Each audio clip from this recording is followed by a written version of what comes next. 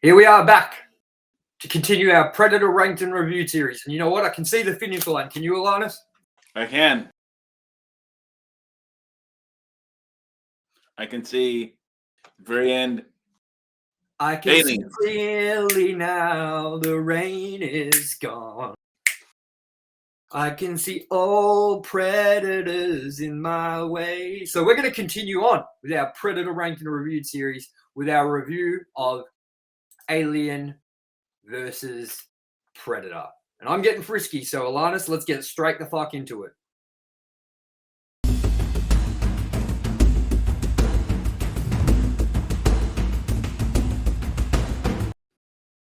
Hello everyone and welcome back to Ranked and Reviewed.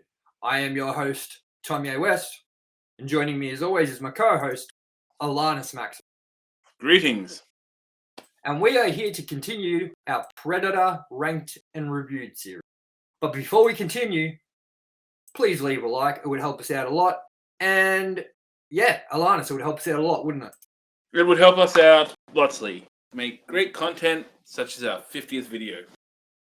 Yeah, our 50th episode is airing right now as we record this, and I am too scared to check the comments because we both got blotto, and I'm afraid of some of the things we said backfiring on us, and me and ALANNIS may have been cancelled by the end of tonight. Yeah, so if this episode doesn't come out, see ya. I still see you! Yeah, probably get kicked out of the band, probably have my house burnt down by villagers with pitchforks and torches. I'm like Shrek. You know. Anyway, with that, let's get into our newest review for this franchise, our second last one, and that is for Alien versus Predator. Now, before we get into our thoughts on this movie, we're going to do a quick overview. Alien versus Predator, also known as AVP, Alien versus Predator, was released in the year 2004 with the rating of R in America. This goes for 1 hour and 41 minutes as its runtime. It has an IMDb rating of 5.6 out of 10, which is low, but wasn't as low as the last review that we did, which was Halloween Resurrection, with an overall low I've ever seen with 3.6. So, the synopsis for this movie goes a little like this. During an archaeological expedition on Boivatoya Island in Antarctica, a team of archaeologists and other scientists find themselves caught up in a battle between the two legends. Soon, the team realize that only one species can win. This was directed by Paul W.S. Anderson. It was written by Dan O'Bannon, Ronald Shusett, and Jim Thomas. And it stars Solana Lathan, Lance Hendrickson, and Rael Bova, among many others. Now, this movie had a budget of $60 million estimated on its opening weekend in US and Canada, and made $38.2 million, and it grossed in US and Canada $80.2 million. And its gross worldwide was $177.4 million. Which is a pretty good return compared to the return we saw on Halloween Resurrection, and I think even with the Predator from 2018. So with that, we're going to get into what we thought about this movie. And as tradition dictates, ALANNIS is going to take the floor. So ALANNIS, give me your thoughts on Alien versus Predator. I always kind of just had it in the middle ground of, it's all right. There's some good things about it. There's a lot I don't like about it. But on this rewatch, I found that I enjoyed it more than I remember. It had been quite a while. I think it does some wrong things. It does some tacky things, but it's not entirely bad. I think as an Alien movie, it's pretty good. As a Predator movie, it's a little lackluster in some respects. Some things are a bit weird, but I think it pays homage to the greater universe a lot more. Like you've got Wayland Industries, which is obviously the beginning of Wayland Yutani and things like that. paid a bit more attention to where it came from and what's behind it, I think, which I liked. One question I wanted to ask you, because you're more up with it than I am. Was this a premise in the comic book series before the movie came out, or was this a premise that was done after the movie came out? Aliens vs Predator was, as far as I know, the whole them being the engineers of humans and the pyramids and the aliens already being on Earth. I don't think that was a thing. I think that particular aspect is new. And how did they tackle in the comic books with just the Alien versus Predator whole versus thing? How did they tackle that issue? Like, how was the setting in that compared? Well, not compared, but how was the setting in that? As far as I know, the aliens and the predators is more just the xenomorph is just another alien race to get hunted, and they frequently kind of hunt them because they're such a good prey to hunt. And I mean, tell me what you like about this movie, what you don't like about this movie, and maybe some things that you think it does better or worse than the previous installment. I like that Lance Henriksen's in it, and he's about the only human in it. I really like the rest. Quite dismissible, quite generic, quite I don't give a shit about them. They just kind of meet in the middle of the alien predator sandwich. Predators themselves look a bit guy in a suit, like they don't look that polished at That's points. exactly what I was going to say. Majority of these movies, this movie, it looks just like a dude walking around in a suit. I don't know why that is. I think there are some questionable moments of CG when they've had to actually show the size of the predator compared to the human. They try to avoid long shots where both are in the same frame as each other as much as possible. You can tell that is the case because there aren't many. And when they do have it, it always looks odd, like when they're running out of like the pyramid together or all that sort of thing. When they were running down the stairs, I was like, "Ooh, the CG on this looks a bit weird," because they make the predators look so much bigger than people. And I don't think that that's been the case in all the other previous Predator movies. I feel like they've either been on par with how tall the humans are, or it's just not shown as prominently in this as how big the Predator is. Did you feel that as well? Yeah, I think they've always been a little bit taller, like 7 foot, maybe a little over, but not like as towering as they are in this. I don't think it's bulky either. Like they feel really bulky in this.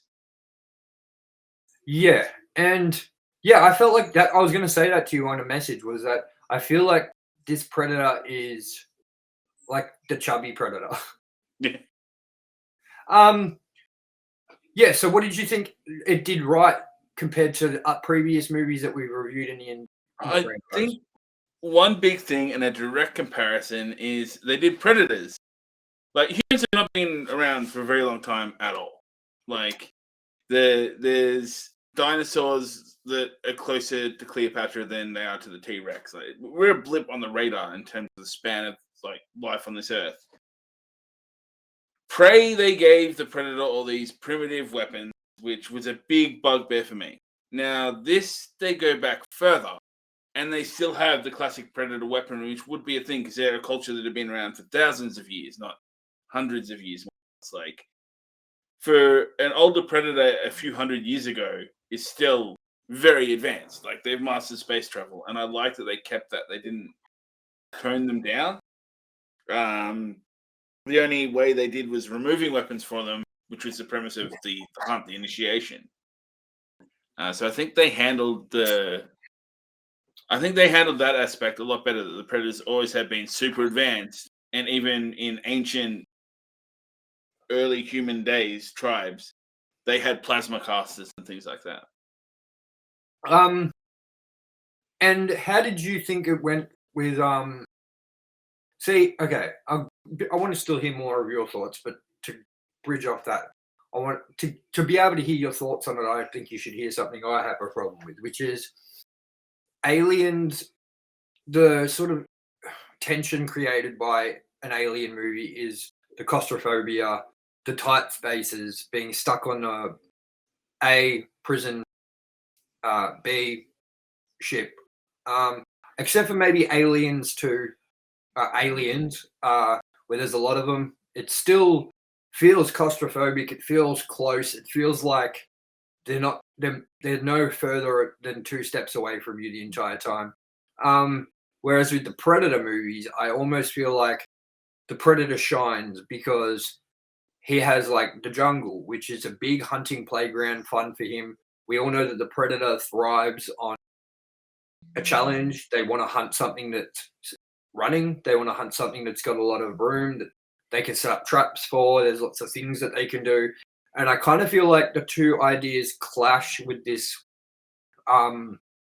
setting and location because the pyramid, while Antarctica, like, see, that's what I mean. This movie could have kind of separated itself from the pyramid, where it's tight wound spaces and things like that, and it opened up more like it did in the last 15 minutes, where they were above the ground a lot earlier on to kind of make both sort of Alien and Predator shine in a way that's the way they're meant to be. You know, I feel like the Predator doesn't work in this tight knit space like for the pyramid because it's like it's not a challenge for the Predator hunt in those situations. And then I feel like this movie did more justice to the Alien franchise and the Xenomorph more than it did the Predator.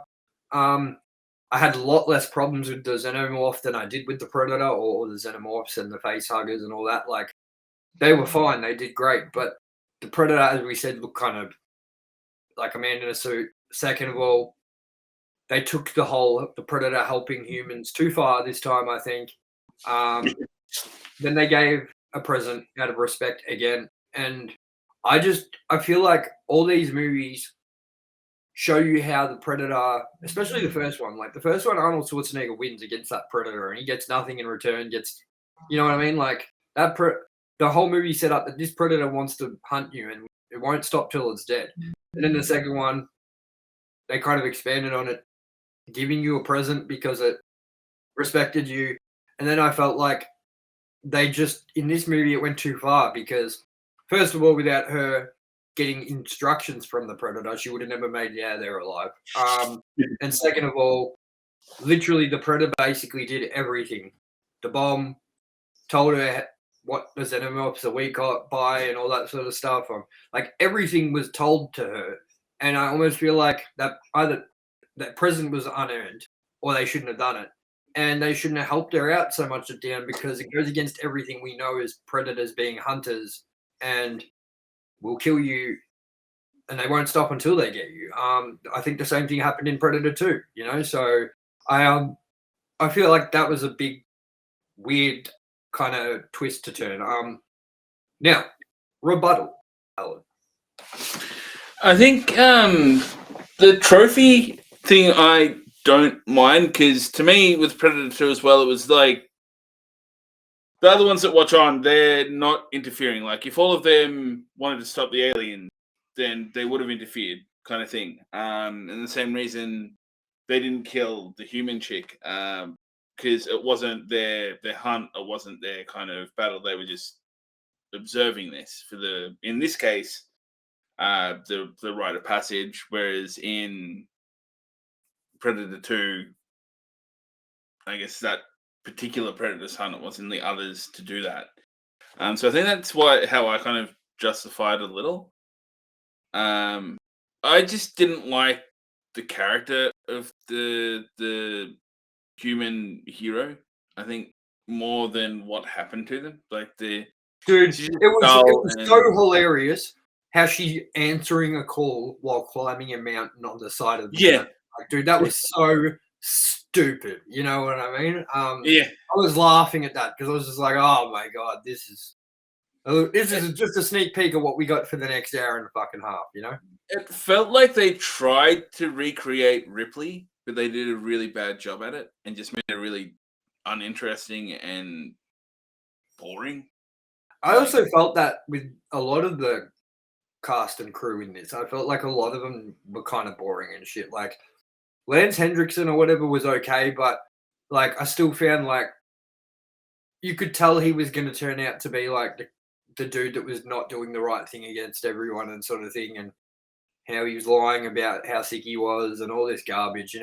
I just felt like, for me, if I was going to do this movie, I would have done it where, as I said, it was had to be set in Antarctica or whatever. Which personally, I think was one of the other reasons I don't like this movie is because usually I find things set in the snow very boring. I find that backdrop very boring most of the time. Like, even video games and stuff. Like, think about the first 3 hours or whatever of Red Dead Redemption 2. Like, the snow level part is just dragging and dragging, and everything looks the same, and it's all foggy and snowing, and then in Rise of the Tomb Raider, the same thing. Half the game set snow wise, and it just gets repetitive and boring because it's all just white static bullshit everywhere. And I feel like this movie suffers the same fate with the snow and also with the pyramid itself, because that's where you are most of the time. I almost feel like if I was to do this movie, I would have done it like, because they were talking about how the pyramid is like before any other pyramid on the world. It's similar to the Mayans, it's similar to the Egyptians, blah blah blah. It's almost like all three of the cultures did it. I almost feel like they could have set it in the Amazon jungle with the Mayans, or they could have set it in Egypt and had more open space and things like that. Or they could have done it the same way we looked at Predators, which was the xenomorphs got dropped off onto the Predator's land along with a bunch of humans or whatever, and the Predators hunt them or anything like that. I just feel like there was many ways you could have tackled this movie that would have made it feel less samey the entire way through the whole movie, which is how I feel about this movie. I feel like it was very one note the entire way, just because the set design, the way everything is and looks is just the same throughout the movie, and I feel like it's kind of boring. So I feel that it spent too much time building up as well. The setup took way too much time. Yeah. There wasn't enough Predator versus Alien, Alien versus Predator in this movie. Like, I thought there'd be a lot more. I mean, I feel they killed the two Predators too fast as well to fit like the other two. Yeah, definitely. It was like, they're here. Now two are dead. And it was killed, I believe, by the same alien. Yeah. And also, one thing I wanted to know is, was the Xenomorphs always that big? Because I don't feel like I know they were big. I just don't feel like they were ever that big. Because when you scale it compared to her when it's at the end, you're like, man, that thing is like taller than a house, double a house. I think the Queen seemed about right. Yeah, that was something I found weird. In humans, the chest bursters come out pretty much as soon as the face hugger drops off. In the Predator, it took half a movie. That always felt weird to me, inconsistent, and easily fixed. Like, they didn't have to rush it, and it would have. It seemed to be incoherent with itself. See, I want to know where the idea originally came from for Alien versus Predator. Was this a thing that fans of both wanted, or was Predator this like 2? In the spaceship, there's a xenomorph skull. That's, to my knowledge, where it all started. So it was more like just an Easter egg, and then fans were like, "Oh, that'd be sick," and then comic books kind of adapted it and that. Yeah, pretty much. And there's like, it would have been, I'll say early high school, so maybe like 12 to 14. There was a toy range and stuff like that. It's back then, early like late 90s or 90s in general. They loved adapting R-rated stuff for kids. I don't know why, but they did. Yeah, so there's a comics and toy range, and then video games. There's like an arcade game and a Super Nintendo game, and yeah, there's a lot of merchandising around it. The other thing is, do you think that was worthy of an ending, like the cliffhanger? I think it was really cool that was a cliffhanger where the alien pops out of the chest, and you're like, oh no, this is there's a sequel coming. But I mean, I haven't seen Requiem in a long time. I remember nothing about it. From what you can remember from Requiem, I know it was. I'm not sure. I haven't actually heard your opinion on Requiem, and I don't want to hear the whole thing yet, but like, did that cliffhanger kind of live up to its expectation at all or not? I think so. My memories of Requiem is remembering it a little fonder than this, but also not being blown away by it. It wasn't my favorite. Can you remember how many years was in between this and Requiem? 3 or 4. Interesting. So, tell me some other things that you may have noticed or you liked, or I think yeah, I liked the pyramid, but I'm kind of with you as well that it stuck in there too long. But my biggest bugbear is the build up. Like, it felt like there was almost 2 acts of just building up, and the third act was all the juicy bits. Like, the characters, the humans, they were clearly there to just be meat, but they were given all this kind of build up. It just made you realize and focus on how boring they are. Like, it, yeah. what did you And think about it? Just reminded me because of what's on behind you. What did you think about the fact of how far they had to drill down?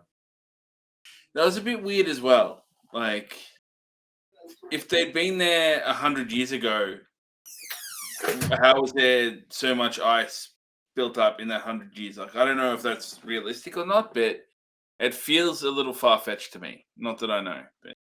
Well, that is one thing I liked as well, the massive arm blades. I like that too. That's what I was going to say. I like all the weapons used. I like the Predator. Like, I like the action in this movie. And to my surprise, a lot of the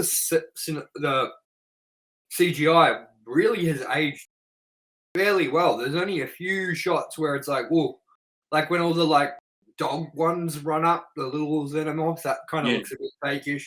But like the bit where the face huggers are jumping through the air, and one slowly jumps onto some dude's face, like that looked pretty incredible for 2004 CGI. You know, like comparing it to CGI of Jurassic Park 3 in 2001, like we're only 3 years removed from that when this movie came out, and yeah, like this movie's CGI, majority of it looked 10,000 times better, except for maybe, the dog bit and then the bit when they're on that rocket thing going back up the drill hole and stuff. Like, there's a few things that don't look good, but the alien queen, when it's tied up and shit on the wall and all the other aliens and stuff, like, look really fucking good, really good. And I think majority of that, I think maybe they were puppets those times, especially the alien queen until the end.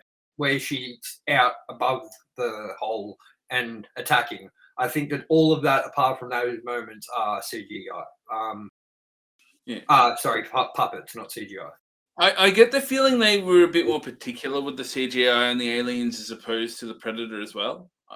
I think they maybe focused more on that, which is weird. Like, it almost seemed imbalanced, but yeah, it's very interesting. It's very weird that they. Like, this became what people wanted as like an alien versus or a Predator versus, like, I don't know. Do you think there's any other properties that either one of these would have fit better with? Not really. They go pretty well together. I don't think there's too much more you could blend together that wouldn't already kind of have something there anyway. So no Alien versus Barbie in the pink shoes? Well, that would be good. Or Predator versus Michael Myers? Yeah. I think with the whole Alien versus Predator thing, as we said, we didn't get enough of Alien versus Predator in this Alien versus Predator movie. I think that if people are like, well, I think you got a fair amount. If you compare it to something like, say, Freddy versus Jason, like, we didn't get anywhere near close to what we got with that, you know? So, I don't know.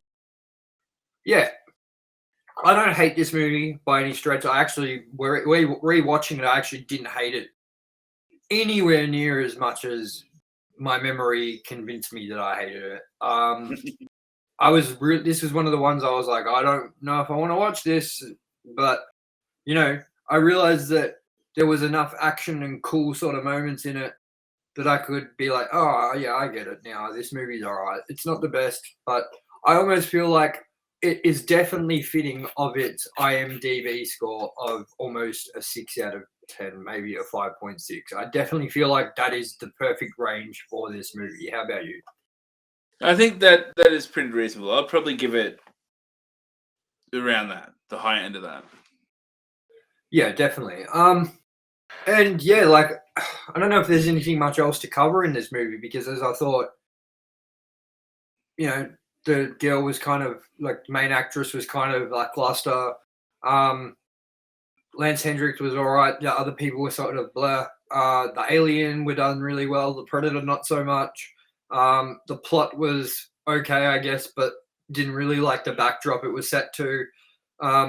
I didn't really like some of the quips, like when she says "you are one ugly motherfucker" to the alien again and stuff. I'm like, why is it that every movie they feel like they need to re-quote a movie from the past? You know what I mean? Yeah. Lucky, sorry, one sec, my dog. Lucky, come on,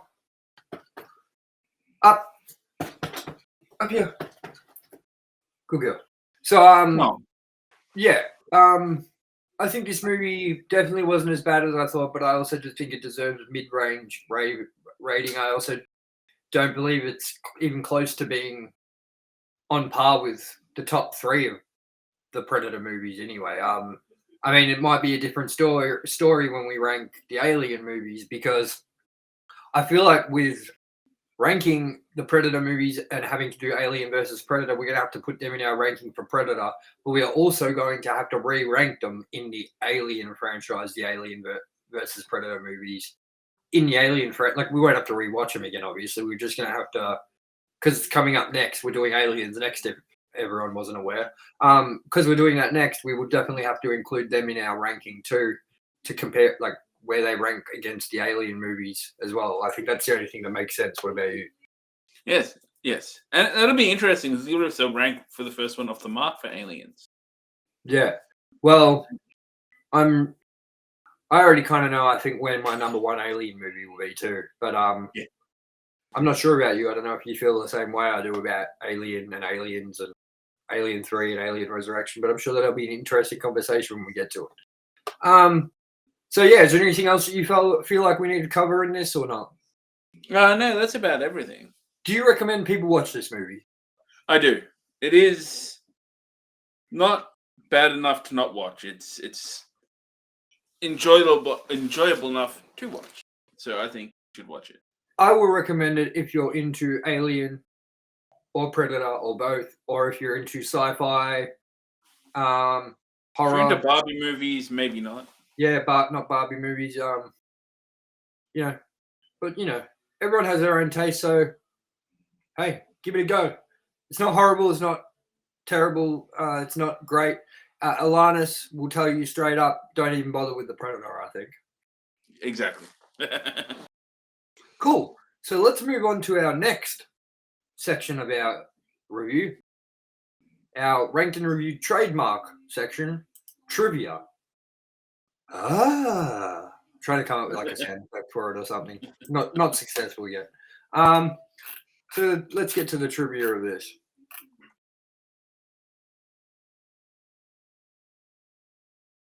In an interview, director Paul W.S. Anderson said that Arnold Schwarzenegger offered to reprise his role as Dutch chauffeur from Predator 1987 at the end of this movie as a cameo, but only if he lost the election for California governor. Schwarzenegger famously won the election, so he was unavailable to appear.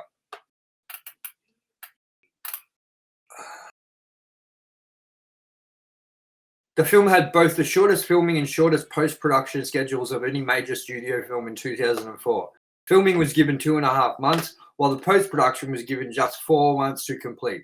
Such circumstances weren't unfamiliar for director Paul W.S. Anderson, whose earlier movie, Event Horizon from 1997, had to be finished within 10 months from being greenlit to meet its release date. The Alien Queen was the most sophisticated animatronic ever built at the time. It had twice as many moving parts as the T-Rex from Jurassic Park. The altars where victims were placed in the chamber of sacrifices of the pyramid are arranged identically to the hibernation pods in the original Alien. Yeah. While the film languished in development hell for 20 years, for years, don't know why I said that, that's because of what's coming next. 20th Century Fox considered producing a fifth film in the Alien franchise instead. James Cameron, who wrote and directed Aliens in 1986, had written a script and even approached Sigourney Weaver to star and Ridley Scott to direct, both of whom expressed interest. When the studio decided to use the Alien vs. and Predator crossover story instead, Cameron, Weaver, and Scott all distanced themselves from the project, and later declared they would never work on an Alien franchise, on either franchise ever again. Several years later, Ridley Scott ended up reworking his pitch into his Alien prequel, Prometheus. Was rumored to be in development ever since a skull from the title. Here you go. Skull from the title characters in the Alien film series appeared in the spaceship from the trophy room in Predator 2, even though that was only meant as a nod to the popular Alien vs. Predator comic book series. So the comic book series was existed first. Yeah, there you go. The Morse code picked up by the satellite at the beginning of the film spells out the words, "Whoever wins, we lose." This is, of course, the tagline used to promote the film.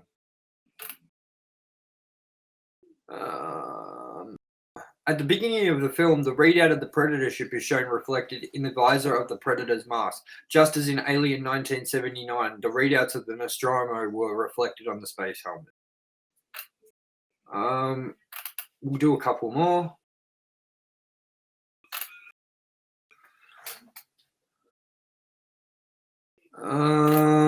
Trying to find a couple of cool ones. The mechanism that spews goo from the alien mouth couldn't be stopped when the camera stopped. The alien mask dripped goo into the bucket, into a bucket between takes. Only film in either the Alien or the Predator series to be made for and receive a PG-13 from MPAA. The choice led to a much backlash from the otherwise R-rated franchise. As a compromise, an unrated version was later released on DVD. I did not know that. Me either. What do you want, Lucky? Come on, move. Back up here.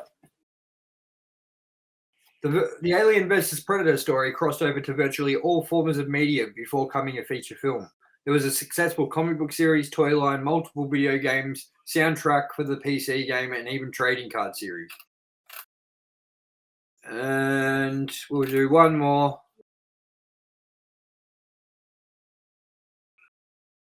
Um, 15 to 20 tons of snow fake were used for the movie. Actually, we'll do one more. And this is the first film in the Alien franchise to not feature Sigourney Weaver, who said in interviews the idea of a crossover sounded awful. Thank you, Sigourney. Thank you very much. Now, let's get into our newest addition to our show, our newest segment, and that is Goofs. Boy, howdy. These goofs are goofs from the movie that you can see if you watch close enough. I'm going to try and do better than last time and not just read out ones about people's mouths not moving at the same time.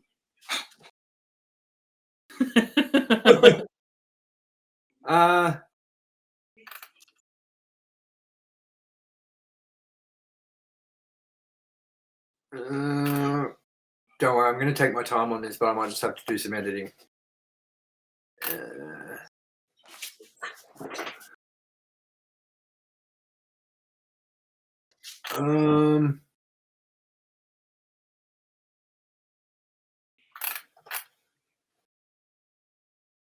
The time frame for the alien life cycle from facehugger to chestburster. Here you go. This is your one. The time frame for the alien life cycle from facehugger to chestburster to warrior is made to seem like mere minutes in accordance with Sebastian's time theory, 10 minutes. In other alien movies, the xenomorph's life cycle is established as taking hours or even days to complete.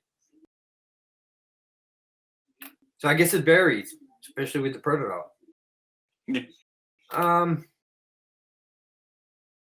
The legs of the practical and computer-generated aliens don't correspond. The practical ones have human-like joints and feet, while the CG versions have an extra joint at the ankle and much longer toes.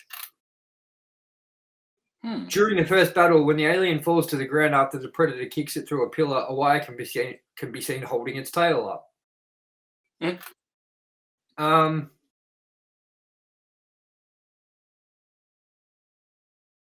At the end of the movie, Scar is speared through the chest with the tail of the mother alien. As Scar has already been impregnated with an alien embryo, this would have killed the alien in his chest, but it hatches at the end of the movie. It was also established in Alien 3 that the aliens take special care to avoid harming their embryos hosts.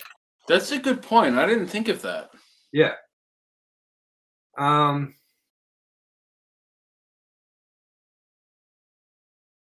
When the first killed predator is thrown to the ground, its extended wrist blades bend when they hit the ground, revealing that they are actually made of rubber. When Alexa enters the egg chamber, she sees the face hugger at Miller's feet. The face hugger is missing the huge bullet hole that there was after Miller shot it with his first 6 shots. And we'll do one more.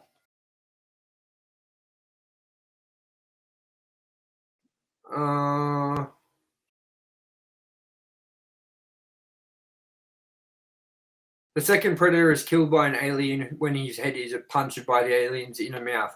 When the shot changes and the predator tilts his head back, there is no wound.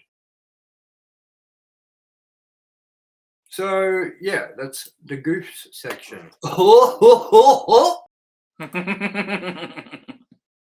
And with that, we're going to get into our ranking, finally. Now, for all you people at home that aren't aware of how this works, we are going to bring up...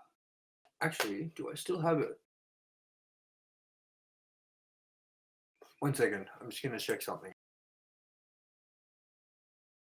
Can always edit this out. That's what I've got to always remind myself. Can I? Have a look at our rankings. Anyway, ALANNIS, tell the audience about your day.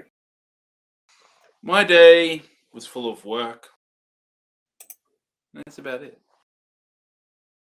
Oh, thanks for that, man. Thanks for filling so much time for me, you know.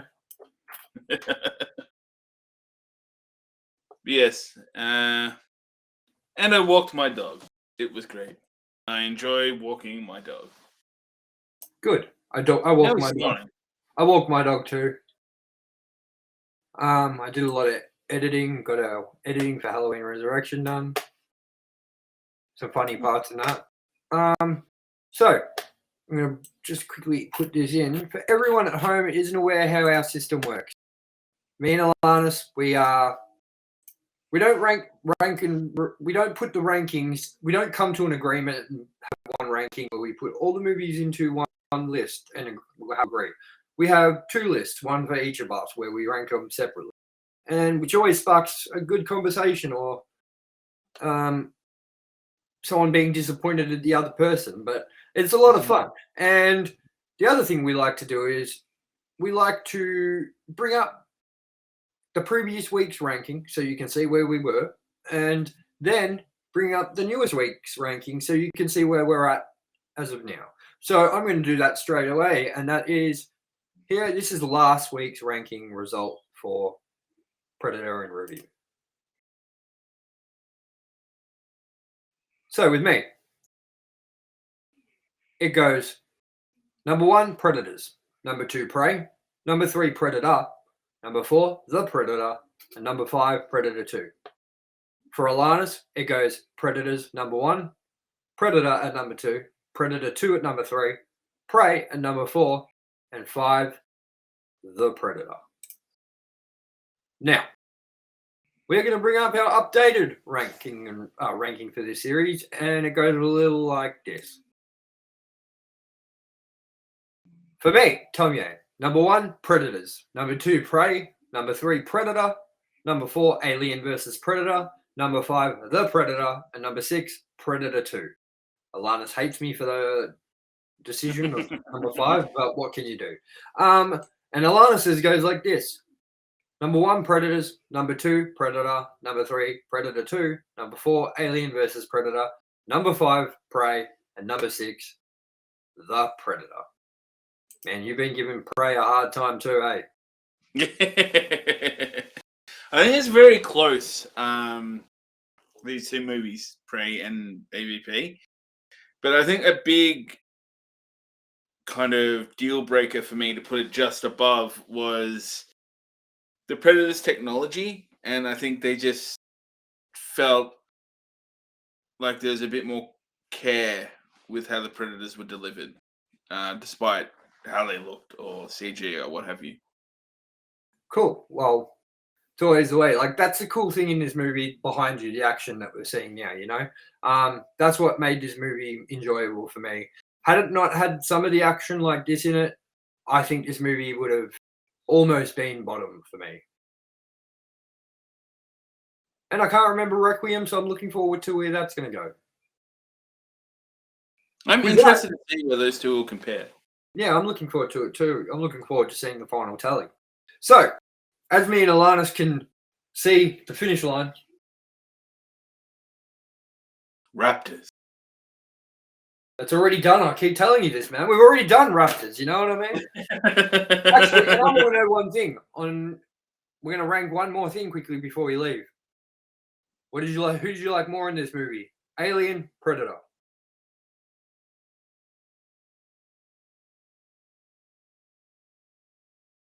On looks, Alien. On what they are, Predator. Okay, man. If that's what you want to do, you know what I mean? Sometimes I don't know what's wrong with you, you know? But, you know, yeah, I don't know. Not much can get worse for me than Predator 2. And I know you hate me for that decision as well, but I don't see anything reaching below that, but you never know with Requiem, because I remember that not being too great either. It made me feel like doing this, you know? It made me feel like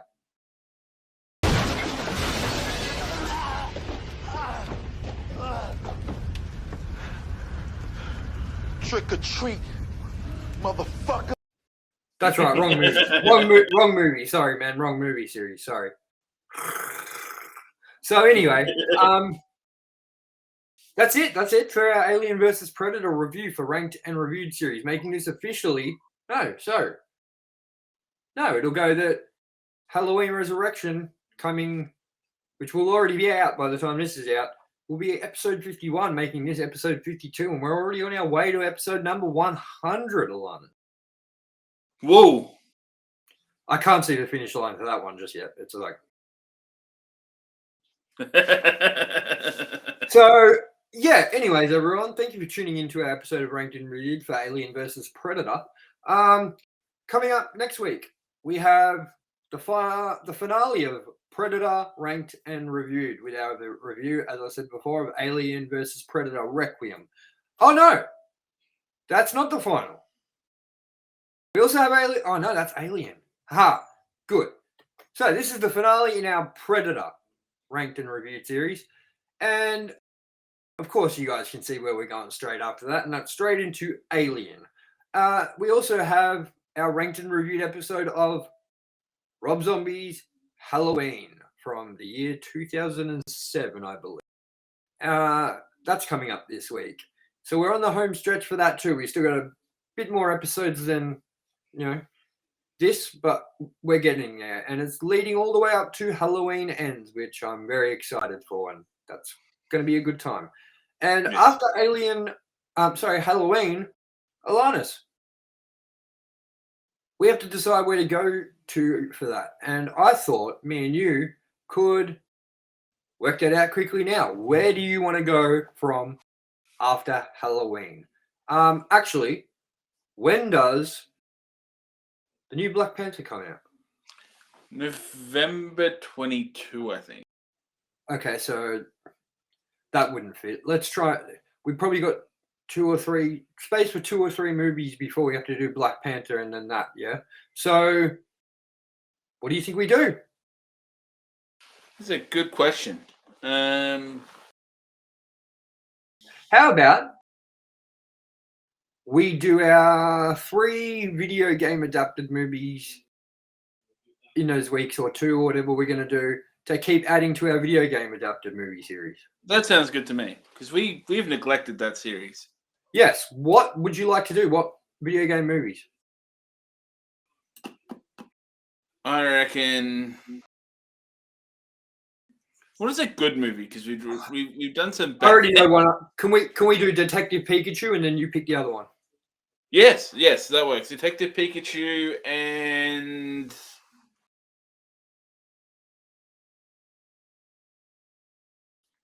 this is a hard one. I can only think of we could always start the original Tomb Raiders. Okay. Or we could do Mortal Kombat. Yes. Let us do, even though it's bad, they're all pretty bad. Mortal Kombat. How many movies are there in the Mortal Kombat franchise? 1 or 2? Live 3? action, there is 3. 3.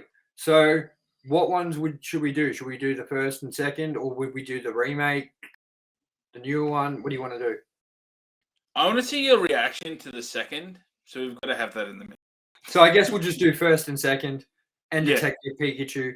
I think we'll do Detective Pikachu first because it's alone on its own, and then we'll do Mortal Kombat 1 and 2. Actually, rather than Mortal Kombat, because they're out and I haven't seen it, let's do Sonic 1 and 2 and Detective Pikachu. That's a way better idea. So we'll do, and that kind of fits a bit better with the whole Detective Pikachu thing. So let's do Detective Pikachu once Halloween ends, and then we'll do, Sonic 1 and Sonic 2.